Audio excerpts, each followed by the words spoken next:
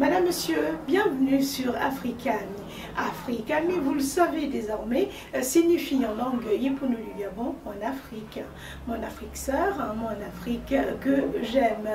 Eh bien, nous séjournons toujours au Gabon et nous y plaisons.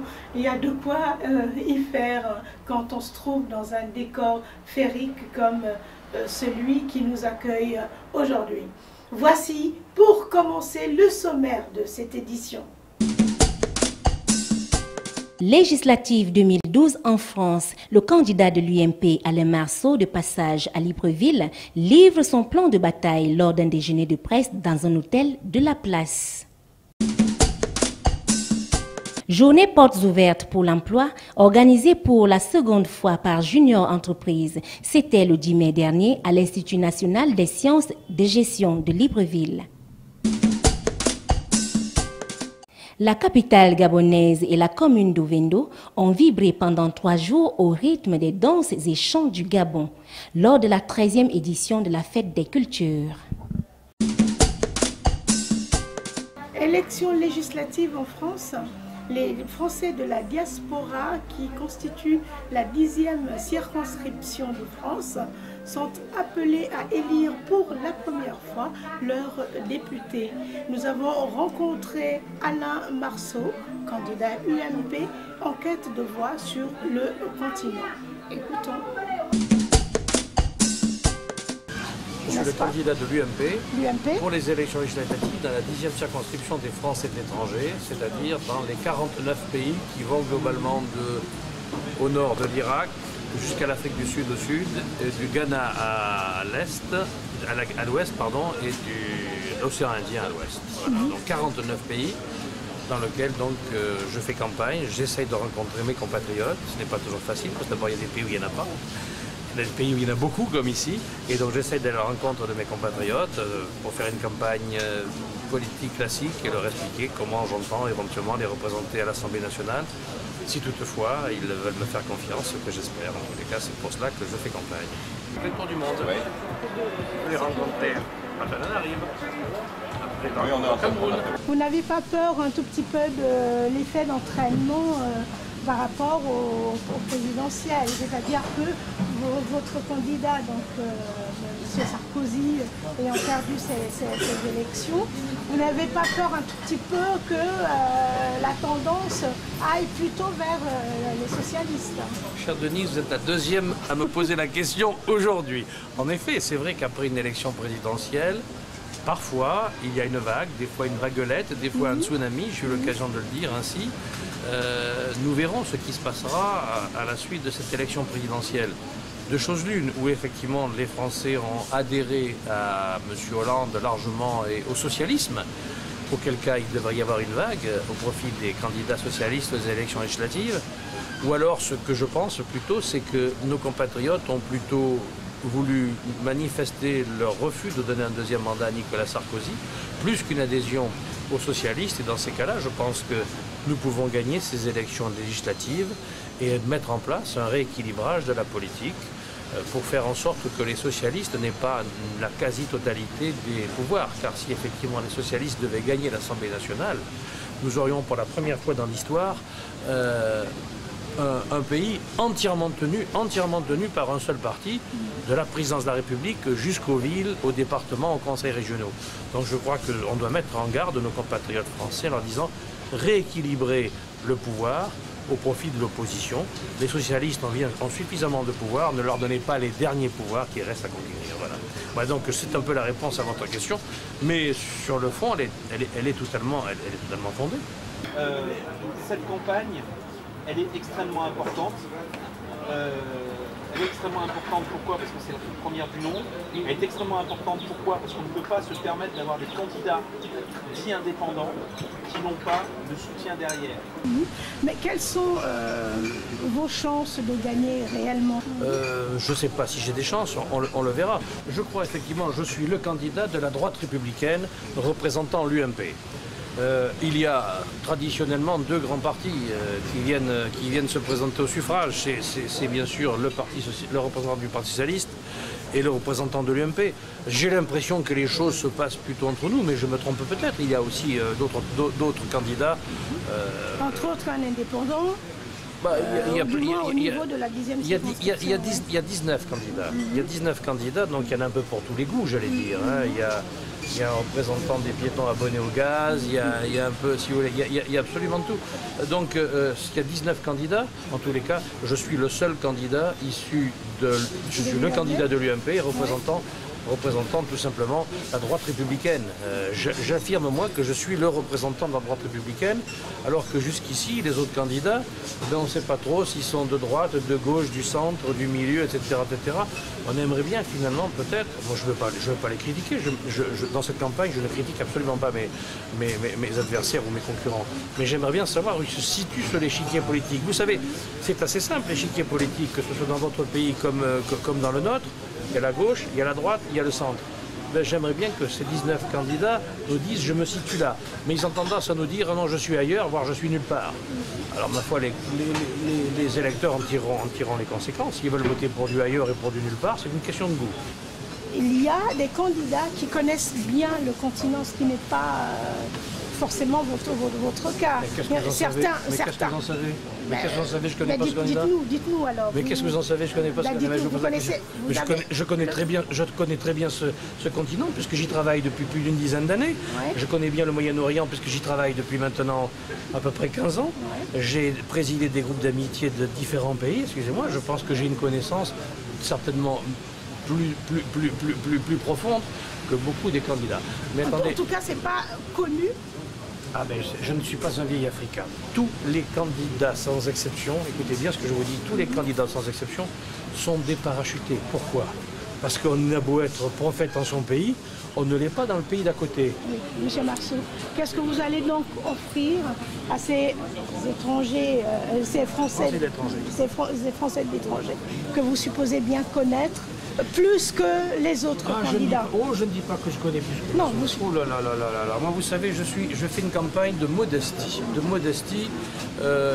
Je découvre tous les jours, dans les 49 pays, des préoccupations différentes selon les pays. Et je peux vous assurer que nos compatriotes du Qatar n'ont véritablement pas les mêmes préoccupations que nos compatriotes qui vivent ici, à Libreville ou au Congo, où j'étais ce matin. Eh bien, je vais leur offrir d'abord une expérience fondée sur mon passé professionnel multiple, d'ancien magistrat, ça peut servir, d'homme de terrain, de député et d'homme d'entreprise.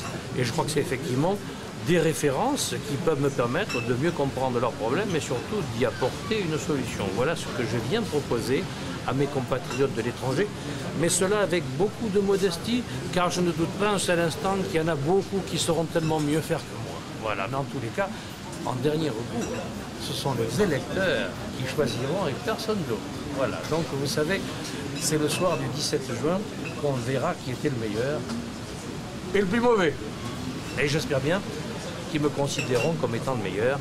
Mais en tous les cas, je répète, c'est à Paris que le député des Français de l'étranger de la 10e circonscription œuvrera presque exclusivement pour ses compatriotes. Ça ne se fera pas à Tananarive, ça ne se fera pas à Libreville. Voilà, madame. Je voudrais surtout souhaiter, comme on dit à Alain, bonne arrivée au Gabon. Hein? Donc on l'applaudit quand même d'être arrivé. Alors, c'est de sa faute, parce qu'il connaît évidemment. Soit il ne connaît que ça, soit il les a tous convertis. Voilà, je crois qu'il les a tous convertis. Il ne faut pas faire des trucs. Maintenant, on a compris. Voilà.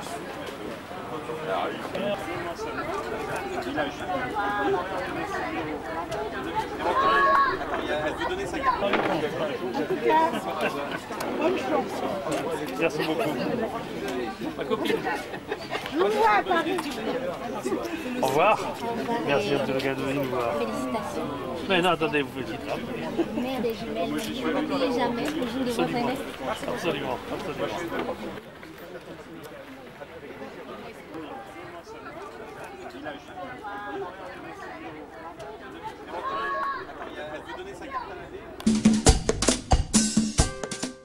Changeons de décor à présent et rendons-nous au Salon de l'Emploi, plus précisément à la journée Portes Ouvertes, initiée par Junior Entreprise.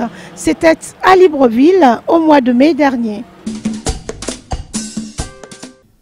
Chers étudiants, qu'il me soit avant tout permis, au nom de la Direction générale de l'Institut national des sciences de gestion, de vous exprimer le plaisir et l'honneur que j'ai de vous souhaiter la plus cordiale des bienvenues au sein de notre établissement dans le cadre de la deuxième édition de la journée Portes Ouvertes. La journée Portes Ouvertes, initiée par Junior Entreprise, qui a eu lieu au mois de mai à Libreville, au Gabon, avait pour thème cette année l'innovation dans les entreprises gabonaises, vecteur d'emploi. Dans l'une des missions, est de favoriser l'adéquation formation-emploi des étudiants. Donc c'est une édition que nous organisons, c'est une journée que nous organisons chaque année. Voilà, donc cette année, elle est placée sous le parrainage du groupe Sekagadis. Et le thème retenu pour cette année, c'est l'innovation dans les entreprises gabonaises, vecteur d'emploi.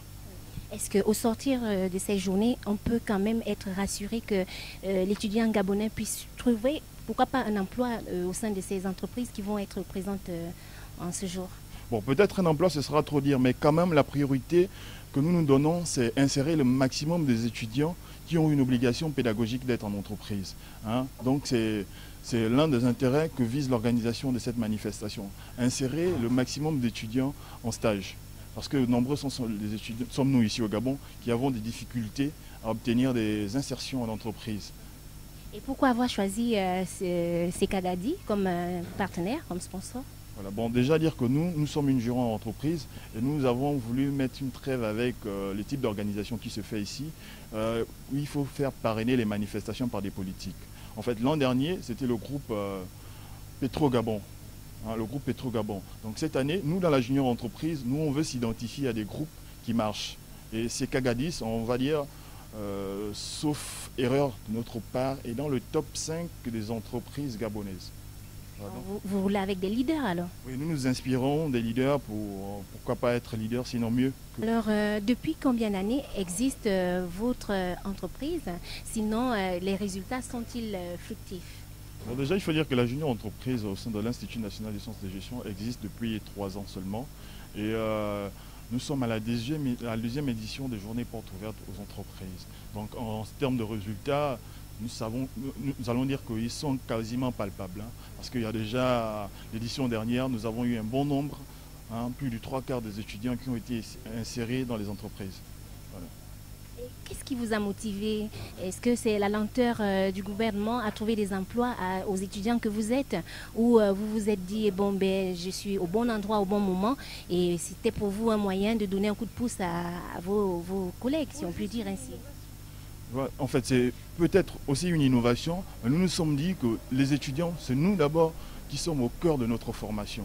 Notre formation, c'est nous-mêmes d'abord qui devons en prendre conscience. Donc nous nous sommes dit, ici, il y a un service relais entreprise, le service qui est chargé de prendre la tâche auprès des entreprises. Mais nous, la junior entreprise, nous n'avons nullement l'intention de se substituer à ce service. Mais nous venons juste donner un coup de souffle à ce service. D'où les œuvres que nous entreprenons. Créateur de l'entreprise, nous marchons derrière toi pour bâtir notre avenir. Je suis fier d'être à l'ING.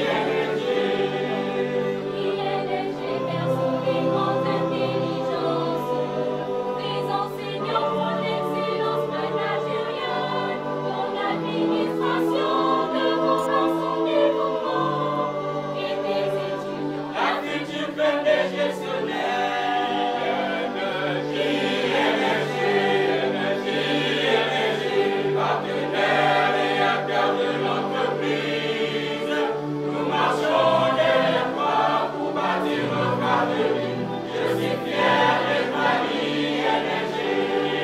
C'est un cadre idéal qui est offert aux étudiants qui sont à la recherche d'une première expérience d'emploi une fois les études terminées. Il y va aussi de la compétence de ces étudiants.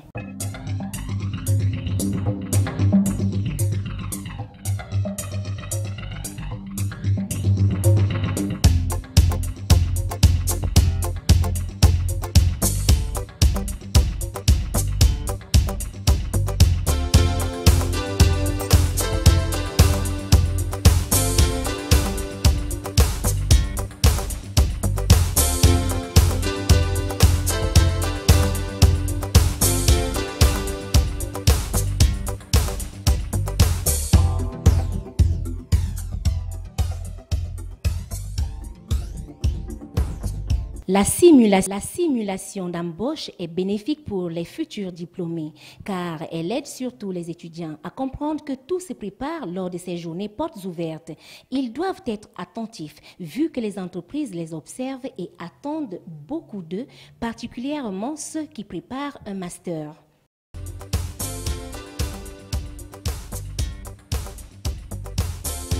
Durant cette journée portes ouvertes, des entreprises telles que Job Gabon étaient présentes avec un nouveau concept de service via Internet. Des explications avec son directeur commercial, Olivier Meunier. C'est un site qui met en relation les entreprises qui recrutent et les demandeurs d'emploi. Donc oui, nous avons vocation en fait à mettre en relation les entreprises qui sont présentes sur le bassin national et qui recherchent des candidats pour pourvoir aux opportunités qu'elles proposent. Donc on n'a pas vocation à intervenir sur la politique de recrutement des entreprises. Et notre objectif, effectivement, c'est de fluidifier le marché du travail au Gabon en rendant possible l'accès aux propositions, aux demandes de renforcement de capacité des ressources humaines des entreprises. Avez-vous déjà constaté quelques améliorations? Oui, donc on a commencé par une première cérémonie de présentation aux entreprises le 8 décembre dernier à l'immeuble Arambo. Ensuite, il y a eu une seconde présentation aux candidats, c'était le 15 mars au Centre culturel français. Et puis on est vraiment ouvert depuis le 15 mars. On a sur le site 250 offres en ligne, à peu près 1125 postes à pourvoir qui concernent divers secteurs. Donc le secteur du BTP, l'industrie du pétrole, l'agroalimentaire, mais aussi les services, la culture. Et à peu près 1125 postes à pourvoir. Ça concerne des débutants jusqu'au top manager, en passant bien évidemment par les leaders. Et puis on a aussi des entreprises qui recherchent plutôt des expériences chevronnées, des seniors, comme on dit, des papis, qui peuvent effectivement apporter dans le cadre de l'émergence, dans le cadre de la croissance où l'on recherche leur expertise. Mais puisque vous utilisez essentiellement l'Internet, comme on peut le voir, quand on sait qu'au Gabon, cet outil est encore très peu utilisé par les populations, comment comptez-vous intéresser la majorité justement des personnes à la recherche d'un emploi, si ce n'est des personnes déjà bien nanties? Non, l'idée effectivement c'est de vulgariser l'outil informatique et de dire que sur le marché du recrutement il y a des problématiques nouvelles, qu'il est difficile aujourd'hui de concevoir la recherche d'un emploi sans avoir une adresse mail, sans pouvoir avoir recours au mail, parce que même si aujourd'hui la recherche d'emploi se faisait physiquement d'une entreprise à une autre, ça ne garantissait pas nécessairement qu'on arrivait à pourvoir un poste ou à faire des entretiens. Alors, là, l'avantage qu'on a, c'est qu'on va sur les sites internet, on envoie son CV sur le mail de l'entreprise qui recrute. Donc on a effectivement la certitude que son CV est arrivé, bien évidemment, dans l'entreprise, dans la boîte mail de l'entreprise qui recrute. C'est quelque chose qui change fondamentalement les habitudes en matière de recherche d'emploi. Et quelle est la principale difficulté avec les jeunes que vous rencontrez sur le marché? Par exemple, la rédaction d'un CV. Vous pensez que vous êtes de temps à autre bien obligé de mettre la main à la pâte? Oui, nous catégorisons deux choses. Donc d'une part, on a sur le site deux espaces, un espace candidat, un espace recruteur. Effectivement, on constate que pour beaucoup de candidats qui sont sur le marché, qui sont des demandeurs d'emploi, il y a des difficultés sur la rédaction d'un CV, d'une lettre de motivation. Et puis il y a aussi ce qui est fondamental, la préparation d'un entretien physique qui est la clé de voûte du processus de recrutement. Et puis pour les entreprises, il y a aussi des difficultés de communication, mais aussi des rédactions d'annonces et puis de conception des principales activités qui concernent les opportunités en ligne. Donc on est effectivement dans le cadre du forum de l'Institut de gestion. On est là pour accompagner les étudiants, les demandeurs d'emploi à la confection, à la rédaction d'une lettre de motivation et d'un CV.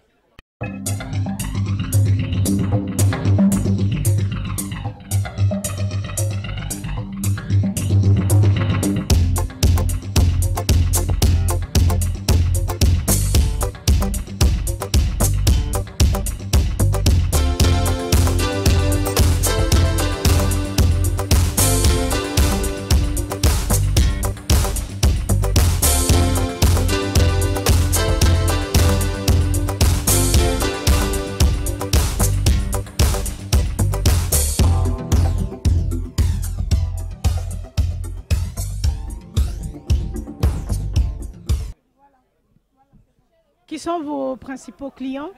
On a trois catégories principales du côté entreprise. On a les TPE, les toutes petites entreprises, on a les PME, les petites et moyennes entreprises, et puis on a les grosses entreprises. Donc pour ce qui concerne les grosses entreprises, on peut en avoir une dizaine comme clients. Ça ne bouge pas encore assez parce que les vieilles habitudes ont l'os dur. Par contre, au niveau des petites et moyennes entreprises, qui sont vraiment qui vulgarisent la croissance, qui soutiennent et qui font que la croissance se maintienne durablement dans un pays, on en a une petite cinquantaine qui sont la plupart de nos clients. Mais puis pour les candidats, on a toutes sortes de profils. On a des demandeurs d'emploi qui sont en recherche et qui ne sont pas forcément en fonction. Mais on a aussi des gens qui sont en poste, des salariés, qui pour une raison ou une autre, pour des raisons géographiques, pour des raisons de rémunération, qui souhaitent faire un saut en avant ou un bond en avant ou un saut parallèle, qui effectivement sont sur le marché, qui sont demandeurs et qui nous contactent directement via le site pour postuler aux opportunités qui sont disponibles. Des résultats aujourd'hui? Oui, je vous disais que sur le site, on a effectivement, en 3 mois, on a 255 offres, mais à peu près 1125 à pourvoir. On a beaucoup de demandes, on a des postes en souffrance parce qu'on a beaucoup de postes de conducteurs de engins poids lourds. On recherche une dizaine de postes. On a aussi des postes de cadres confirmés dont on n'arrive pas à trouver forcément les candidatures. Sur le bassin national, on est en train d'épuiser les candidatures. Et puis on essaie de regarder un peu à l'extérieur parce que l'avantage du site, c'est-à-dire qu'on peut non seulement toucher nos concitoyens qui sont dans la cité, mais on peut aussi avoir recours à des candidatures venant de l'extérieur, donc nos compatriotes de la diaspora, et puis tous les ressortissants qui remplissent les conditions d'accès au marché du travail au Gabon. L'art est le miroir d'un peuple. Cet adage, nous avons pu le vérifier au mois de mai sur le boulevard de Mer où se tenait la 13e édition de la fête des cultures au Gabon. Esther Namadia d'Africami Gabon nous raconte.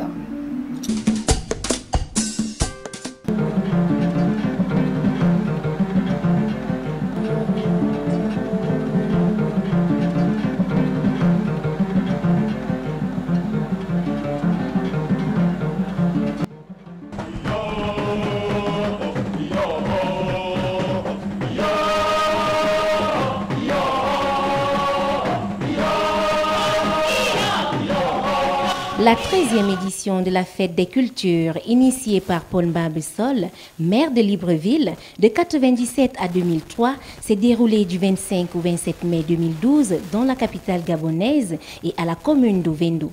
Le thème de cette année, l'interculturalité pour la paix.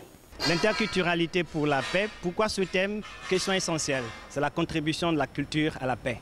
Vous savez bien que si on veut parler de développement, il faut bien qu'à la base, on ait la paix. Ce que je sais, c'est qu'effectivement, à l'occasion de la fête des cultures, les Gabonais se découvrent. On découvre l'autre Gabonais, mais on découvre aussi celui qui vit à Libreville et qui vit avec les Gabonais et qui partage sa culture. Parce que c'est cela aussi l'intérêt de la fête des cultures, c'est de partager, montrer à l'autre ce que je suis, montrer à l'autre ce que j'ai en termes de culture. Mais montrer à l'autre, ce n'est pas seulement le Gabonais, mais celui qui vit avec nous ici à Libreville ou au Gabon, mais aussi celui qui peut venir de l'extérieur. Et c'est tout l'intérêt de la fête des cultures. Contribuer à la culture de la paix par la culture, par les questions culturelles. Parce qu'on pense effectivement que lorsqu'on se connaît, lorsque je sais quelles sont les valeurs culturelles de l'autre, on apprend à mieux se connaître, on apprend à vivre dans la paix. Nous aurons donc à partir du 25 mai, à partir de 15 h, donc une grande conférence d'ouverture dont le thème a été élucidé tout à l'heure par M. Nzamba, l'interculturalité pour la paix, et qui sera animé par le représentant résident de l'UNESCO, M. Mohamed Bachir. En après-midi, donc en soirée, nous aurons la nuit du cinéma. Nous allons donc aborder la journée du 26 au matin avec la grande parade d'ouverture qui est l'élément qui célèbre même l'harmonie ou plutôt la diversité. Donc c'est une grande parade qui va se dérouler au boulevard du bord de mer à la place de l'Indépendance. Et en soirée, nous aurons la grande nuit du théâtre. Au niveau de la grande nuit du théâtre, nous aurons aussi 3 grands spectacles de théâtre, des humoristes tels que Marocou, de Funzu, Sourire à côté et Ferdinand Alogo-Oké pour les histoires drôles, également un conteur, Mathias Ndembe, et les muséras qui sont une forme d'expression corporelle. Il faut dire que pour cette soirée, ça va être une particularité parce que nous n'avons pas l'habitude de mettre ensemble les humoristes et les hommes de théâtre et ça va être un peu le choc de la soirée et ce sont les innovations. Le dimanche plutôt, nous allons donc clôturer avec une garden party et un grand concert. Le grand concert aussi, ça va toujours aller dans l'esprit de la diversité. Donc on aura sur scène des ténors en hip-hop comme Frank Baponga, le Wise et d'autres comme Vico Secondo, Nicolas Mogo. Et il faut dire qu'au niveau de la programmation donc, de la fête des cultures, comme Thierry le disait tantôt, l'activité que nous menons au niveau du ministère de la Culture, au niveau de la façade maritime en fait, c'est de présenter les ténors qui passe le relais, par exemple, aux plus jeunes. Mais après, maintenant, l'animation se poursuit dans les arrondissements parce qu'au niveau de la façade maritime, l'activité par jour va jusqu'à 23h, 24h, mais ensuite, maintenant, la fraîcheur, donc la chaleur, tout se poursuit dans les différents arrondissements de la capitale gabonaise. Ça, c'est pour Libreville et Ovendo. Mais s'agissant de l'arrière-pays, comment est-ce que ces populations-là vivent la fête des cultures quand on sait que c'est une fête qui s'adresse à tous les Gabonais? Oui. Bien, disons que nous avons l'avantage de savoir que Libreville, en fait, est une ville cosmopolite. Libreville, c'est le Gabon en miniature. Pour ceux qui sont à l'arrière-pays, nous avons, par exemple, la chance d'avoir l'interconnexion avec les médias. Donc, ils le vivent en direct au travers des médias qui ont quand même une forte participation parce qu'on a vu avec le comité communication qui a établi vraiment un programme, un plan média qui fonctionne à merveille. Et pour cette édition, avez-vous pensé à inviter des communautés amies au Gabon? Effectivement, vous les découvrirez à partir de samedi 26 au niveau du boulevard de bord de mer. Nous avons 10 communautés amies résidant au Gabon qui vont prendre part. Et là-dedans, dans les arrondissements également, ils vont participer. Vous aurez au 3e arrondissement par exemple, il y aura la lutte traditionnelle que nos amis et frères sénégalais magnifient bien. Donc dans tous les arrondissements de Libreville, autant pour moi, vous aurez des communautés amies qui participent à l'activité et notamment aussi au niveau de la façade maritime où ils vont participer à cette grande parade. Et il faut rappeler aussi que dans le programme de la fête des cultures cette année, il y a des innovations parce qu'il y a une partie exposition. La partie exposition, nous allons la retrouver avec les taggeurs par exemple, nous allons la retrouver avec les peintres, les sculpteurs. Et il y a 2 formes d'exposition parce qu'il y a le design. Le design, il faut dire quand même qu'au niveau du Gabon, nous avons l'avantage de connaître Christian Dongmezame et Pempe Antonio qui sont 2 figures de proue en fait du design au niveau de leur expression Mufumu Anzuma. Donc c'est un peu pour leur rendre hommage que ça va se faire. Et là pour l'exposition, ça va se faire sur la rue du bord de mer au niveau du PMUG, sans publicité, et le ministère de la Culture. Et au niveau du Musée national d'art et tradition, là nous aurons une exposition avec des sculptures et tout ça qui sont déjà en train d'être montées. Pour cette édition, nous remarquons quelques dissensions au sein de l'organisation, en l'occurrence quelques artistes qui ont claqué la porte. Qu'en est-il exactement? Merci, c'est une question essentielle. Il faut dire que dissension peut-être pas. Il y a eu un déficit d'information certainement, ou plutôt un déficit d'appréciation, parce que traditionnellement la fête des cultures se passait sur un même lieu où les gens avaient la possibilité de se frotter, de vivre là pendant 3 jours. Et la difficulté que nous avons rencontrée, si difficulté il y a, c'est plutôt au niveau de la corporation des musiciens, parce qu'en fait c'est la corporation qui regroupe un peu plus d'artistes. Et ce qui est vrai, c'est que dans l'organisation, on ne peut pas mettre 1500 artistes musiciens pour une soirée, vous comprenez, c'est impossible. Donc là, il y a un tri et chaque année, nous innovons. Ça veut dire que si on a pris, cette année, c'était de prendre au moins 4 ténors. On peut citer pêle-mêle Vico Secondo, on peut citer Nicolas Mogo, qui vont passer le relais à des jeunes. On peut retrouver Franck Baponga avec Loïs, tout ça. Donc c'est un peu le concept. Donc il a été mis en place au niveau des arrondissements aussi une programmation qui permet aux artistes de s'exprimer librement. Mais c'est vraiment, nous sommes dessus parce que sincèrement, la fête ne se passe pas dans les normes. Du moment qu'on ne voit personne, tout le monde, les personnes vides, on ne voit aucune danse, tout ça, c'est bizarre. Et puis bon, on va faire comment? On est obligé. J'aurais préféré à l'époque de Père Mbabessol que de cette époque maintenant. À cette époque-là, on n'arrive plus à réaliser sincèrement que ce que nous sommes en train de faire, c'est sérieux. Mais nous trouvons que ce n'est pas sérieux maintenant. Parce qu'à l'époque de Père Mbabessol, sincèrement, les Gabonais se sentaient dans leurs assiettes. On s'amusait, on mangeait, on dansait, sincèrement. On arrive à se mettre compte dans notre état. Quelles sont les innovations pour cette 13e édition de la Fête des Cultures? C'est simplement dans un souci de décentralisation pour rendre la Fête des Cultures plus proche des communautés. Nous savons, vous tout comme moi, que ceci se passe déjà au niveau du FESPAM. Mais est-ce que ce n'est pas là une sorte de copie? Quand on sait que le FESPAM, c'est quand même un grand festival en Afrique. Non, non, non, nous ne pensons pas que ce soit une copie. Vous savez, chaque pays a sa réalité locale. Et on pense effectivement que dans l'esprit de la Fête des Cultures, jusque-là, toutes les activités étaient centralisées au niveau du ministère de la Culture. Et donc, on se dit que non, il ne faut pas que l'organisation reste uniquement concentrée au ministère de la Culture. Il faut aller de plus en plus dans le cadre de la décentralisation. Nous avons une loi sur la décentralisation qui se met en œuvre. Donc, dans le cadre de la Fête des Cultures, on commence effectivement à la mettre en œuvre. C'est tout simplement ça. Je ne dirais pas que c'est une copie, non, mais je dis qu'il y a des réalités locales et on essaie effectivement à partir de ces réalités locales-là d'adapter les contextes pour une meilleure organisation de la Fête des Cultures. Il faut quand même dire qu'on part d'une expérience.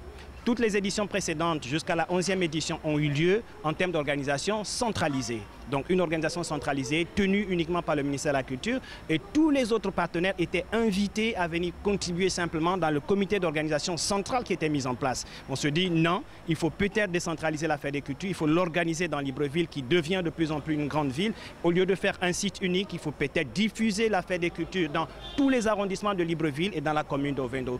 On est parti d'un constat, simplement à partir de la 11e édition, dit il faut peut-être décentraliser et avec nous les maires de Libreville.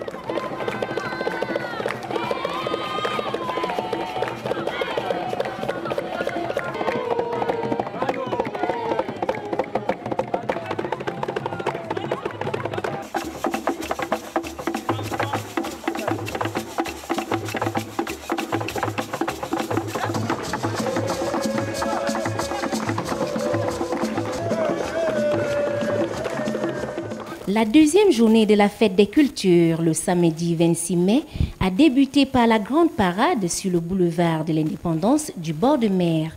Parmi les groupes qui ont défilé, on pouvait apercevoir les quelques communautés étrangères vivant à Libreville, comme pour soutenir cette interculturalité et les échanges cordiaux des populations qui se côtoient au Gabon. Sur la tribune officielle, la présence de l'ancien maire de Libreville, Paul Mba Abessol, du ministre délégué à la culture Ernest Walker Onioué, de la présidente du comité d'organisation, les chefs des missions diplomatiques et plusieurs autres dignitaires. Madame Michelle Beton-Angom, présidente de l'organisation, dans son intervention développe le thème choisi. Les gens ont besoin d'une identité. Avant de s'imbriquer, il faut d'abord connaître sa propre identité. Donc, il faudrait plutôt prendre ça dans ce sens, mais pas dans le sens de l'ethnocentrisme, par exemple. Voilà. Pour accepter l'autre, il faut déjà se connaître. Si on ne connaît pas l'autre, c'est pas évident qu'on accepte l'autre aussi. Et pour cette édition, n'avez-vous pas eu assez de mal à l'organiser? C'est vrai qu'avec les nouvelles mesures gouvernementales, il a été très difficile d'avoir des décaissements. Mais c'est un souci de transparence qui a fait qu'il y ait eu par ailleurs des retards, des pesanteurs. Mais on a pu, tant bien que mal, avoir des moyens qui nous ont permis d'organiser cette fête. Nous sommes au deuxième jour des manifestations de la Fête de la Culture. Quel est votre sentiment? Êtes-vous satisfaite du déroulement de la soirée? Puisqu'aujourd'hui, on a eu les prestations des artistes humoristes. Et là, c'est la projection d'un film africain, bien entendu. Quels sont vos sentiments? Plutôt de satisfaction. Depuis le matin, avec la pluie qu'on a eue ce matin, on a eu quand même des petits soucis, des petites craintes. Mais par la magie des ancêtres, la pluie s'est arrêtée au bon moment. On a eu un très beau défilé et depuis là, une bonne soirée également parce qu'avec les humoristes, avec des petites séquences théâtre, et le public qui était présent a quand même adhéré et ça ne peut être que de la satisfaction qu'on ressent. Vous pensez qu'il y a eu une évolution ces 10, 15, 20 dernières années? Je dois quand même à l'honnêteté de reconnaître que j'ai été désagréablement surprise, il faut le dire, en rentrant après 13 ans à l'étranger, de constater que les choses en sont au même stade, surtout en ce qui concerne le théâtre. Et je me dis, bon, je ne sais pas ce qui m'attend ici, mais en tout cas, je mettrai toute ma dernière énergie à faire en sorte que les choses changent d'autant plus que je vois bien qu'il y a un grand vent de changement dans le pays depuis l'avènement du nouveau président.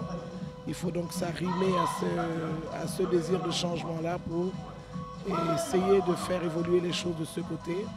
Parce que les artistes qui sont sur cette scène, Guy Joël Chango, qui est un metteur en scène, est un enfant qui a un grand talent, qui à l'heure actuelle aurait pu bénéficier d'un stage à l'étranger déjà depuis le temps, pour lui permettre de passer à la catégorie supérieure et de pouvoir éventuellement être aussi un professeur pour les autres. C'est la vie de la vie. Ah, j'ai arrosé la banquette de temps de vie. J'ai beaucoup pensé que je vivrais heureuse. Fût-ce par reconnaissance des vies échappées de ma béance, après 9 mois d'hivernage, 9 longs mois d'attente, 9 mois pour être enfin délivré du calvaire de mort. J'ai beaucoup pensé que je vivrais heureuse. Je suis malheureuse. Oui, si vous voulez, je suis triste. Bien triste. Très triste de me voir abandonnée. Comme si la vie n'était pas pétrie dans mes entrailles. Comme si aujourd'hui, mon lait nourrissant était amer. Que n'ai-je pas donné? Qui n'ai-je pas servi? J'ai conçu, j'ai accouché, j'ai élevé, j'ai éduqué. Mais quel mal vous ai-je fait? Sinon, pourquoi vous entêtez pour ne pas me comprendre? Si bien entendu, je vous ai mal servi, en pensant bien vous servir. Et cela, nuit et jour, par mon cœur de mère, pardonnez-moi. Oh!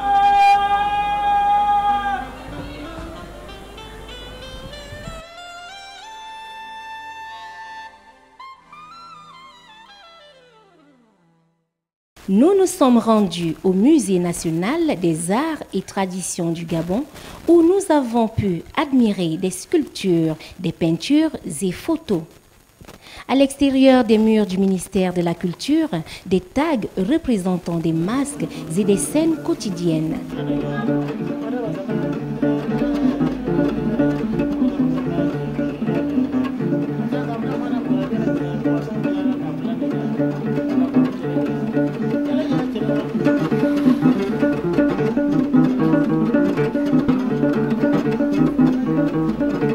Un grand concert a clôturé cet événement qui aura duré 3 jours et a vu la participation d'artistes de renom tels que Franck Baponga, Angela Sele, Annie-Flore Bachelilis, Nicolas Mugo, Lowise, Papenzengi et Landry Ifuta pour ne citer que cela. En fait, j'avais dit combien depuis que le président a parlé de journée continue, non? 7h30, 15h30. Après les 15h30, au bien, direction dans le bar. Comment ça? Au bien, on entre bourré. Au bien, on entre fatigo. Ça, c'est un cas social. Au bien, on ne me touche plus. Au bien, on ne me caresse plus. Au bien, on a même perdu le sens de la sensation. Madame, qu'est-ce que ça y voit avec l'émergence? L'émergence a changé mon mari. Comment ça? Avant, quand il rentrait à 17h30, fatigué, il rentrait bien. Il dorlotait les enfants, il chuchotait les enfants, il m'embrassait jusqu'à l'infini. Madame, lorsque je vous regarde, vous avez l'âge de maman. Je ne suis pas ta mère. Les gens, elles pleurent. Elle reçoit un prix, elle pleure. Elle accouche, elle pleure. Elle prend la grossesse, elle pleure. Elle dort, elle pleure. À quel moment tu en joues, Annie? Ça commence d'abord quand on leur annonce au désert. Mais rien, Philomène, tu es au courant qu'Edouard est mort. Oh non! Ne me dis pas ça. Mais donc c'est pourquoi hier le cœur faisait coucou. Et quand elle vient là, elle pleure pas le cadavre qu'elle a, elle pleure ses parents qui sont morts depuis des années.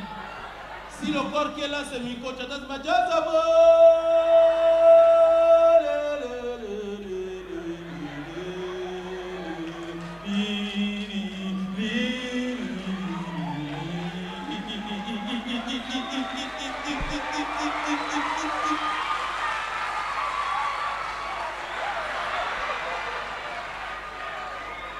Et là, il paraît que le cadavre doit amener le message à ceux qui sont morts avant lui. Mais nous a dit que le Gabon sera pays émergent d'ici 2025. Et pour commencer, il nous a conçu les échangeurs Ranzayon, Chabonage et Aïe. Avant la canne, les travaux des échangeurs avançaient vite. Dès que la canne est finie, stand up. Mais je vous assure que lorsque vous passez la nuit sur ces échangeurs, prenez la peine de mettre les pleins phares parce qu'il n'y a pas encore les lampadaires. Il y a deux mesures qui ont choqué les Gabonais. Première mesure, la fermeture des bars à 22h. Deuxième mesure, opération libérer les trottoirs. C'est à ce moment-là que j'ai su à quel point le Gabonais était attaché à l'alcool. Parce que dans les quartiers chauds, j'entends souvent Ali là est fou. Le juge, son vampire dépasse même pour son père. Son père, pendant 42 ans, on a vu fatigué. Lui, même pas un an, il ferme déjà les balles. Eh Ali, maintenant là où tu as tout cassé à Rio, nous quand on va faire les grèves, on va encore casser quoi? D'où est-ce que vous puisez votre inspiration? Mais l'inspiration, c'est le quotidien. Donc pour que les gens se retrouvent dans ce qu'on dit, il faut qu'on dise ce qu'ils savent, bien ce qu'ils ont l'habitude de vivre au quotidien. Et donc c'est ce qui fait en sorte que les gens se retrouvent dans ce que je dis. Donc c'est le quotidien. Quel message véhiculent vos sketchs, si on peut dire ainsi?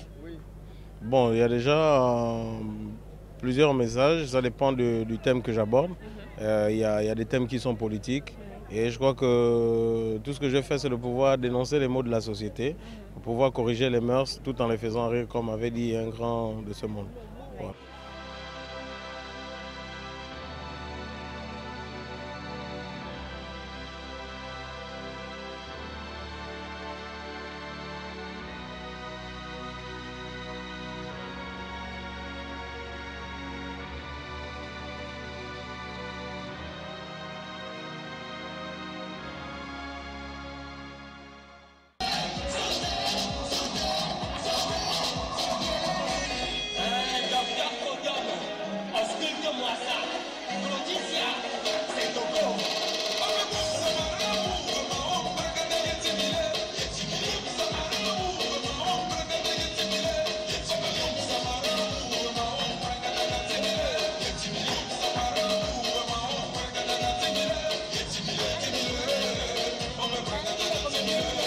Et on opère un peu dans plusieurs styles de danse, traditionnels, modernes à la fois.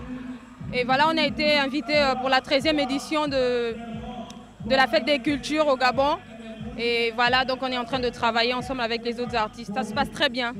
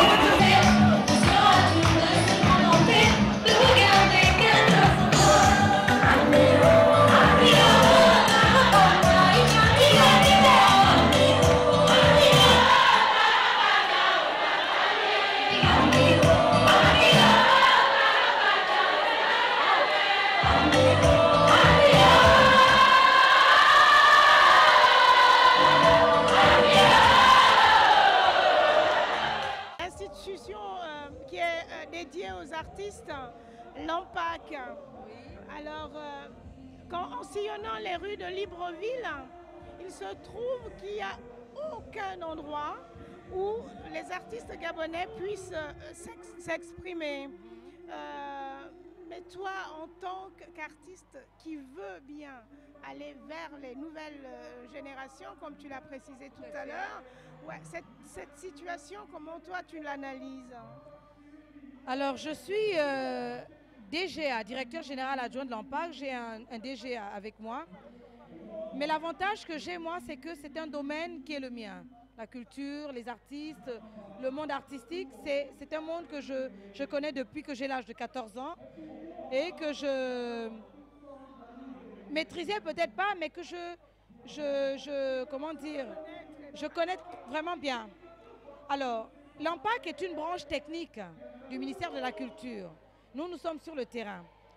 Nous avons pour rôle principal de, comment dire, le principal rôle, la principale mission de l'AMPAC, c'est la promotion et la production artistique et culturelle.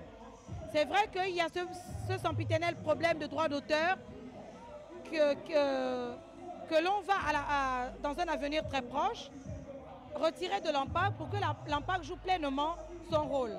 L'AMPAC ne joue pas encore son rôle aujourd'hui parce que, comme vous le savez, l'AMPAC a fermé ses portes il y a très très longtemps. Est resté très longtemps fermé et a rouvert ses portes il y a à peine 4 ans, 5 ans. Nous sommes en train de refaire les choses, de remettre en place les structures, de refaire les textes qui ne s'adaptent plus aux nouvelles normes. Et moi, je peux vous donner une garantie, c'est que nous avons la chance d'avoir aujourd'hui un président jeune qui connaît le monde artistique, qui est artiste lui-même dans le cœur, dans l'âme, et qui l'a pratiqué aussi. Et qui en a fait aujourd'hui une des priorités.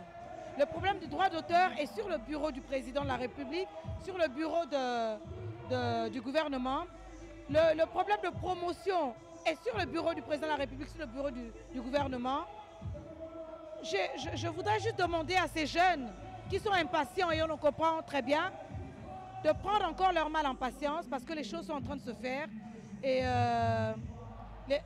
comme le dit l'émergence, on court pour que les choses se fassent à temps et bien.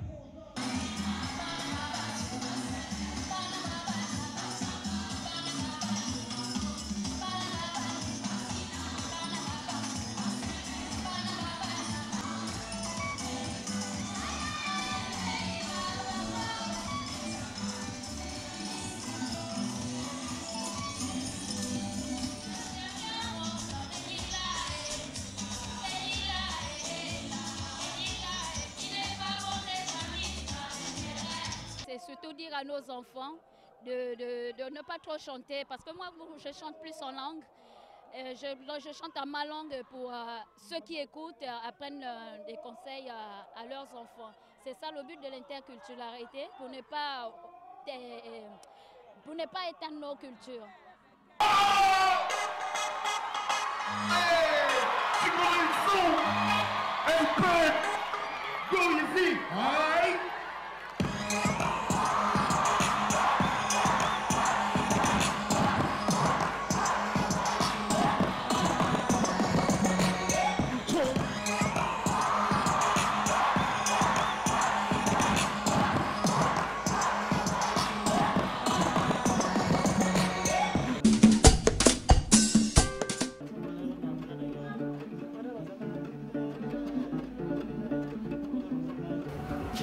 Très beau masque, n'est-ce pas? Et très belle culture gabonaise. On regarderait ces artistes des heures durant. Cette émission est maintenant terminée. Merci de l'avoir suivie. Je vous donne rendez-vous le mois prochain à la même heure sur la même chaîne. Nos émissions sont à voir et à revoir sur www.africami.net. Écrivez-nous, vos avis nous intéressent à contact@africami.com.